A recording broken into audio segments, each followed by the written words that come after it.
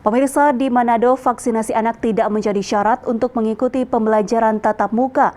Hal ini mengacu pada petunjuk teknis dari Kementerian Pendidikan yang diterima pihak sekolah.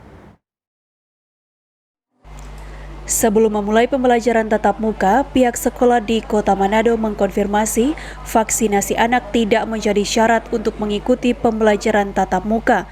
Hal ini berdasarkan dari petunjuk teknis Kementerian Pendidikan yang diterima pihak sekolah, tetapi tetap mengimbau orang tua murid untuk melakukan vaksinasi bagi anak-anak.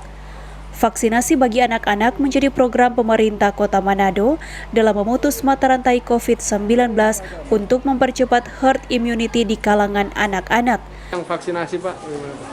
Menyangkut vaksinasi, ini yang saya katakan tadi, menyangkut program pemerintah kota. Dan vaksinasi ini petunjuk dari pusat menteri, tidak harus vaksin baru anak harus. Syarat itu yang mutlak yaitu pernyataan orang tua.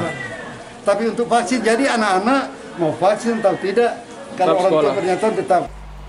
Seperti diketahui, sekolah tatap muka akan dimulai Jumat nanti pada tanggal 1 Oktober 2021 di seluruh Kota Manado. Hizkia Warankiran melaporkan untuk Kawanua TV.